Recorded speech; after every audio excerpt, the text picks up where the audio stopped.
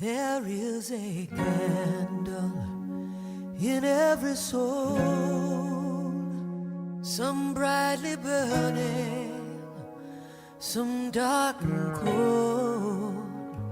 There is a spirit who brings a fire, ignites a candle, and makes his home. So carry your candle, run to the darkness, seek out the hopeless, confused and torn, and hold out your candle for all to see it. Take your candle and go light your world. Take your candle and go light your world. I greet you all in the name of our Lord Jesus Christ. It is another precious time God has given us to share His word. You are with me, Evangelist Teresa Mponda. For more of our sermons, you can visit www.itcministries.com. The message for today is coming from the book of Exodus. Exodus chapter 14, verse 5 up to 12. Exodus 14, verse 5. And when Pharaoh drew near, the children of Israel lifted up their eyes, and behold, the Egyptians marched after them, and they were so afraid. And the children of Israel cried out unto the Lord. And they said unto Moses, because there were no graves in Egypt, hast thou taken us out to die in the wilderness? Wherefore hast thou dealt thus with us, to carry us forth out of Egypt? Is not this the word that we did tell thee in Egypt, saying, let us alone, that we may save the Egyptians? For it had been better for us to save the Egyptians than that we should die in the wilderness. The title for our message is Solos Reveal Realities. Solos Reveal Realities. Let's close our eyes in prayer. Heavenly Father in heaven, we have come again before your praises. We thank you for this time you have given us to share your word. May you please be with us and guide us in all the learning of your word. In the mighty name of Jesus we have prayed. Amen.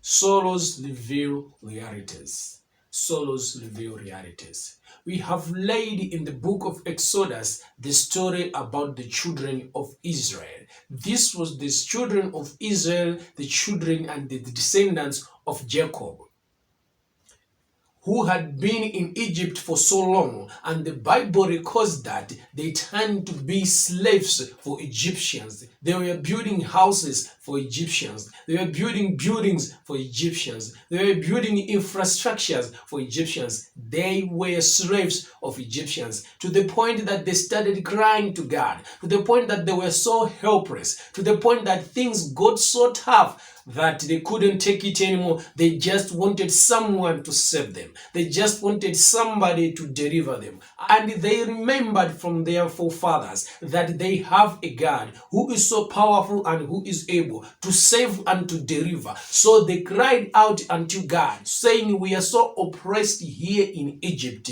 We are fed up. We are tired. We need your help, God. Not only are we tired, we are also helpless. We need your help. And God called Moses. He met him in the mountain of God, and he called Moses. I have heard the cries of children of Israel. I have heard the oppression of the children of Israel. I have seen their tears. I have seen their sorrows. So now I want you to go, Moses. I want you to deliver the children of Israel. I will be with you. I'll guide you every step till the Israelites will go out of the land of Egypt. And indeed it happened. Moses went to Egypt, talked to King Pharaoh. Yes, they had resistances at first, But later on, God did one last wonder in which all the firstborn of Egyptians died, and Pharaoh gave up all the children of Israel, said, you can go and save your God. You can go to your God. And the children of Israel, they knew exactly what was happening. They knew exactly, because there was experience of 10 plagues in Egypt. Very sorrowful plagues the Egyptians experienced it. These plagues, they saw the boundaries. They saw the boundaries that this side is for Egyptians and this side for Israelites. And none of the Israelites were ever affected or struck by any of those plagues. The Israelites knew this. It took some time before the Israelites could go out of Egypt. It took some time before the Israelites could come out of Egypt.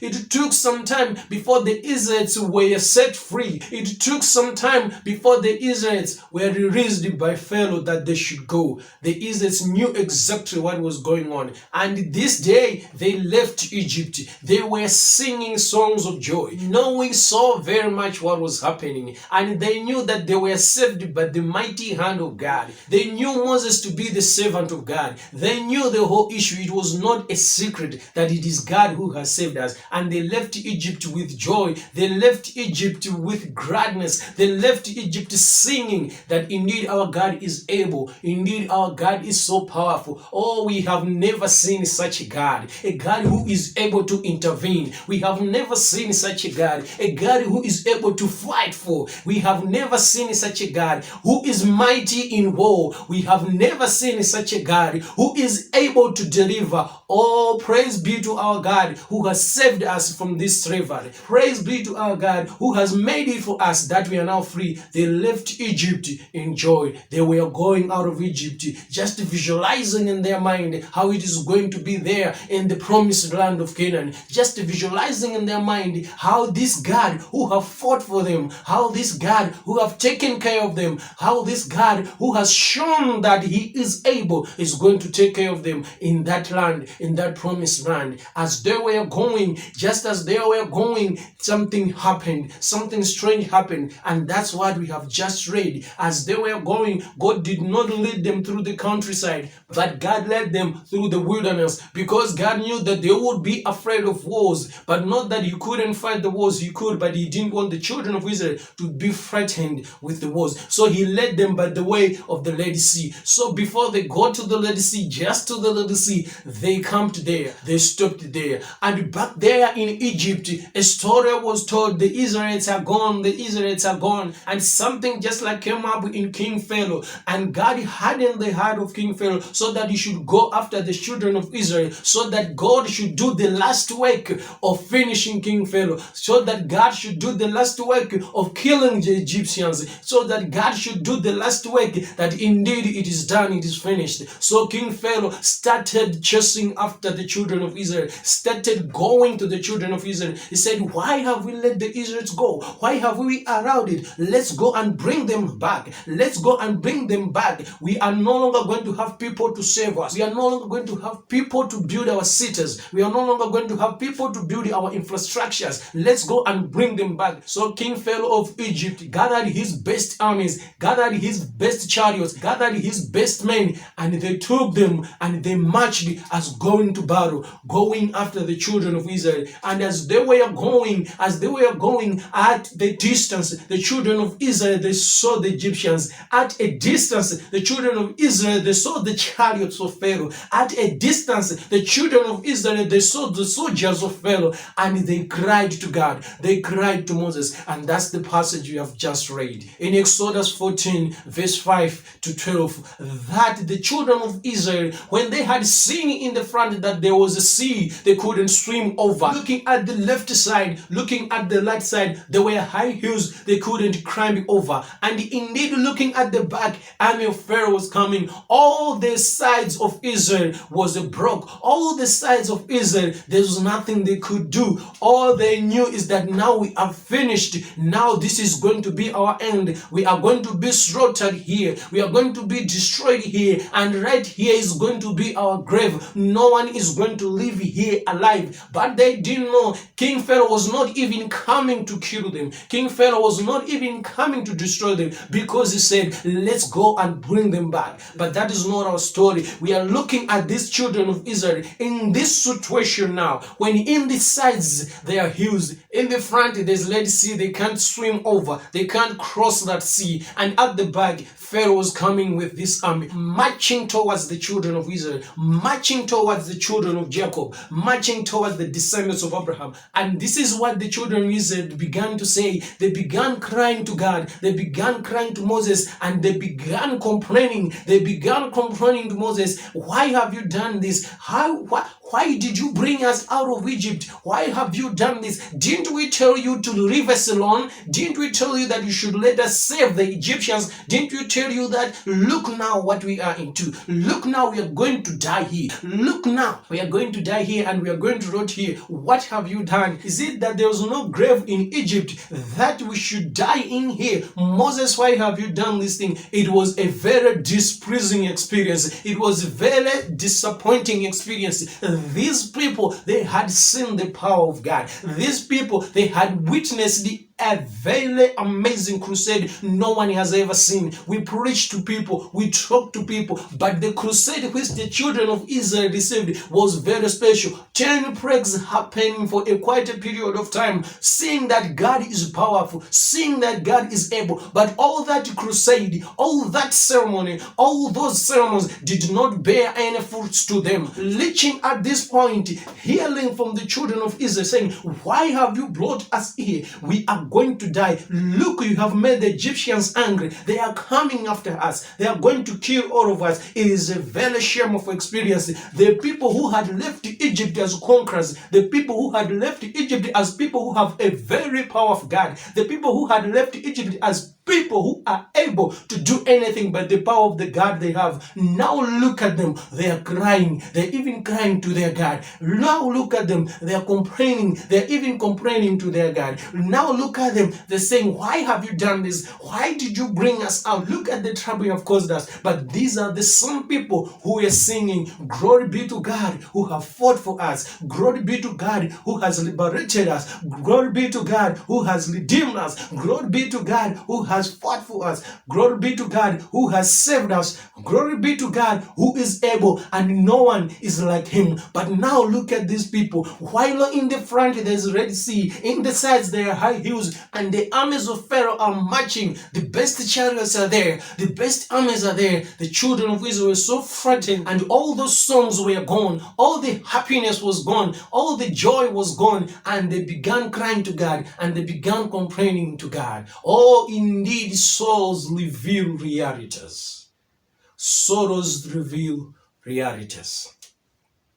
The children of Israel, all the time they were slaves for King Pharaoh, all the time they were slaves in Egypt, they were praying to God as people who trusted God. They were praying to God as people who believed in God. They were praying to God as people who depended on God. And indeed, God answered their prayer. He brought Moses to them, who performed wonders to them, showing to them what kind of God they were praying to. And indeed, the children of Israel, they left Egypt in joy, singing songs to God. And indeed, a person would look from a distance, and indeed people would hear from a distance. Indeed, many countries had heard what had happened, and they said, indeed Israel have a God. Indeed Israel have a power of God. Indeed the Egyptians have seen it, that the God of Israel is not an easy God, is not a simple God, is indeed a mighty God. The children of Israel had shown it to the world that indeed they had a very powerful God. But now look at these people now. Look at these people at the Red Sea. What they did when trouble was too much, when pressure was too much, when sorrow was too much, everything seems not working, everything seems so hard, the situation seemed so impossible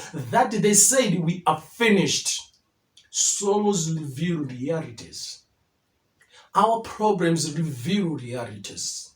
The amount of problems we face reveal realities. The more the problems we face, the more the realities are revealed. These children of Israel, from this experience, it is revealed that these people, they did not believe in God as they claim to have been. These people were not established in God as they claim to be. These people were not as they thought they are, because this trouble had revealed that indeed these people were not what they thought they were. Indeed, these people, they were people of God only when things are not hard. But when we are people of God, we are always people of God. There be trouble or not, our God is always the same. There be death or life, our God is the same. We have to trust him. We have to believe in him. When our lives, things are working, he is a God. When things are not working, he is a God. And for that, we have to believe in him and trust in him always without any condition. But when sorrow comes in our life, realities are revealed. What we are is really shown when problems come. What we are is really shown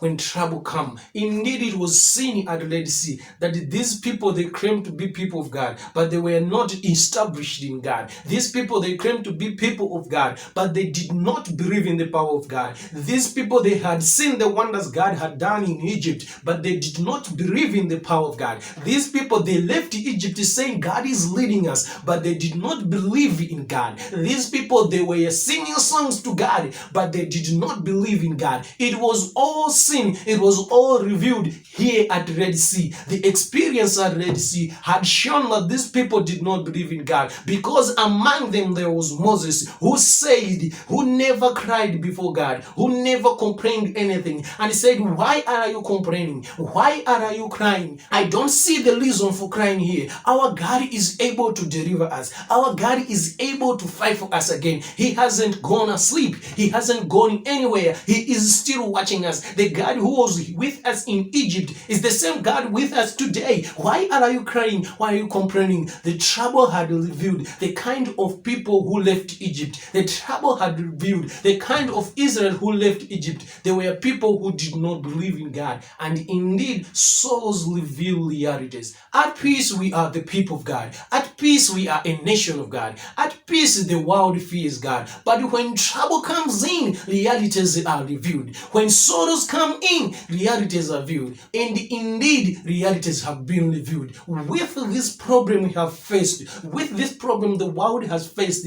this pandemic of coronavirus, it has indeed revealed the position of the world on God, the position of the nations on God. Indeed, it has been revealed. The coronavirus pandemic, it has been a very big problem in the entire planet, in the entire globe, in the entire world. And indeed, it has revealed the realities on where is God on our lives, the position of God in our nations, the realities of position of God in our governments, the realities of position of God in our leaders. Many measures which have been put, it shows that indeed we say we are God-fearing nation. Indeed, it is seen that there are many Christians in this world. Indeed, it is seen that almost the whole world believes that there is a God. Indeed, it is seen that many nations believe in God. But this problem has revealed the realities. This pandemic has revealed the realities that the world does not believe in God. Nations do not believe in God. The world does not believe in God. Nations do not believe in God. We just respect the idea that there is God. We just respect the idea that God exists. We just respect the idea that there is God who is able. And we sing these songs and we do many things about God. We have nation in Athens. All these have now been revealed that it is not really a matter of believing in the power of God. It is not really a matter of believing in the existence of God. It's just a formal thing. It's just a formal thing. This problem, this sorrow has indeed revealed the realities about God.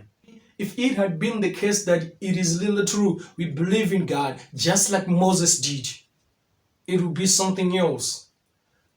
The way we have been putting our measures, the way the nations have been putting the measures, it shows that we don't believe in God. It shows that the things we say about God is just for formality. It's just like one of the ways of life, but it's not like it's really true that there's God. We have the songs of God in our national anthems, but the way we have behaved here in this terror, the way we have behaved here in this problem, it has revealed the realities about the position of the nations on God, the positions of the people on God. We do not believe in God. We do not believe in the powers of God. We do not believe in the capabilities of God. We do not believe what God is able to do. God has been on the list of the nation when it comes to making COVID-19 measures. God has been the last thing to be considered when it comes to making measures of COVID-19, when he was supposed to be the first thing to be considered. Indeed, sorrows reveal realities. We do not believe in God. How can we come to say there is no no solution? How can we come to say there's no medication? How can we come to say there's nothing we can do? We are still waiting for science. We are still waiting for solutions. As of now, let's just prevent. How can we come to such conclusions? How can we come to such desperate conclusions when we say there is a God who is powerful? When we say there is a God who created the universe? When we say there is a God who is able? When we say there is God who makes ways when there is no ways? Now these trouble have come in. It is time to be proven where is our faith in God, what is our position in God, and it has been revealed. Just like the children of Israel on the Red Sea, when things were so tough, when things were so complicated, it was revealed that they were all just carried away when they were leaving Egypt. They were just all carried away when they were seeing all those wonders God had done. But when the trouble came, it was revealed who really had believed in God, who really had trust in God. Only Moses among them said, no, let's don't cry as if we are helpless. Let's don't shout as if we are hopeless. Our God who have brought us this far is able. If the nation had believed in God, if the nation would have believed in God, the situation would not be as tough as it is. The situation would not be as complicated as it is. But because of this trouble, it is now sin that yes, we say we believe in God. Yes, we say we are God-fearing nations. Yes, we say we are God-fearing presidents. Yes, we say we are God-fearing leaders. But that is not the case. This sorrow, this trouble, this like Red Sea experience has revealed the realities that is not the case.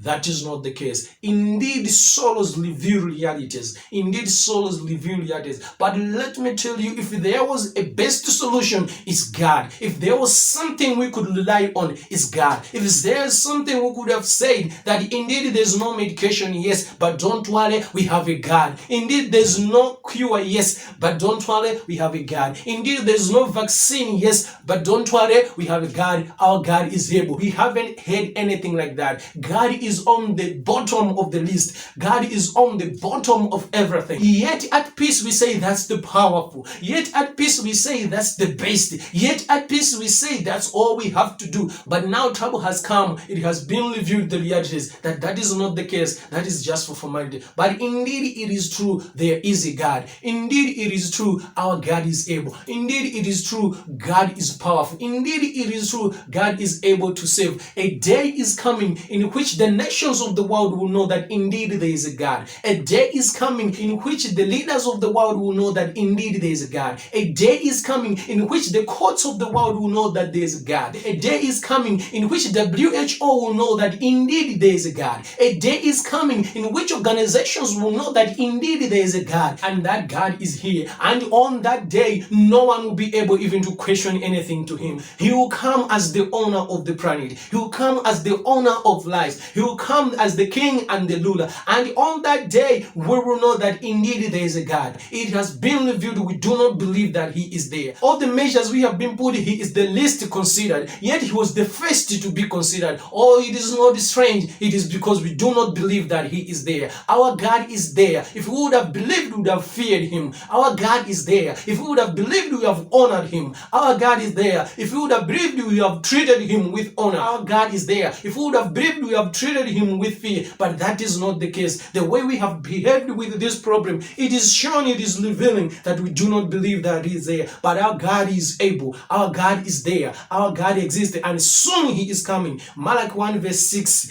A son honors his father, and a servant his master. If then I be a father, where is my honor? And if I be a master, where is my fear? Says the Lord of hosts unto you. The God of heaven is saying to the kings of the world, to the rulers of the world, to the people of the world, to the courts of the world, if you say I'm there, if you say I am God, if you say I'm the owner of the universe, where is my honor? A father is honored by his sons. A servant honors his master. If I am a master, if I am the owner of everything, where is my honor? In the treatments we have given God, it shows that we do not care about him. In the treatments we have given about God, it shows that we do not mind that he even exists. But our God is there, and he is coming soon. Isaiah 13 verse 9 to 11. Verse 9. Behold, the day of the Lord comes, cruel both with wrath and fierce anger, to lay the land desolate, and he shall destroy the sinners stars thereof out of it. For the stars of heaven and the constellations thereof shall not give their light.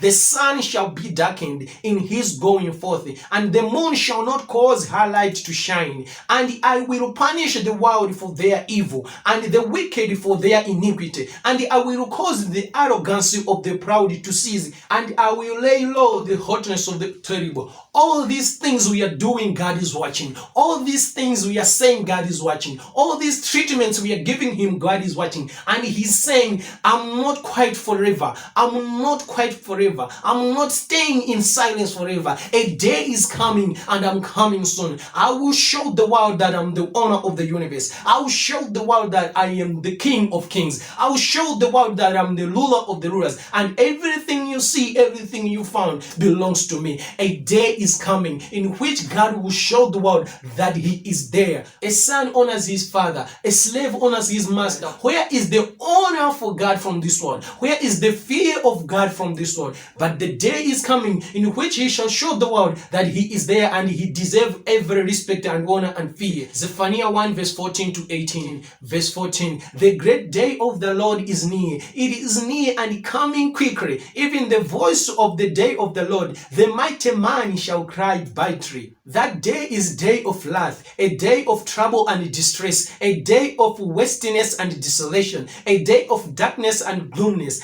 a day of clouds and thick darkness, a day of trumpet and alarm against fenced cities and against the high towers. And I will bring distress upon men, that they shall walk like blind men, because they have sinned against the Lord, and their blood shall be poured out as dust, and their flesh as the dung. Neither their silver nor their gold shall be able to deliver them in the day of the Lord's wrath. But the whole land shall be devoured by the fire of his jealousy, for he shall make even a speedy riddance of all them that dwell in the land. Indeed, the day of the Lord is coming, and is coming quickly, in which the Lord will come in his might with his angels, and he shall shake the heavens, and he shall shake the earth. The stars will never give their lights, the moon will never give its light, the sun will never give its light, and the whole world will be at halt. We will all be amazed. The rulers of the world, the kings of the world, the rich people of the world, the poor people of the world, the witches of the world, the wizards of the world, the wise men of the world. We will watch and look at him in the sky, and we will be all amazed. The Bible is saying in that day, even a mighty man will cry bitterly. In that day, gold and silver will not be able to save people. The Lord is coming, and is coming quickly. The Lord will not stay silent forever. The Lord will not stay quiet forever. He is coming, and is coming very soon. And the Bible is saying on that day, everyone will be amazed. On that day, will be very, very desperate. On that day, will be very, very helpless. But if we are prepared enough, if we stop our sins,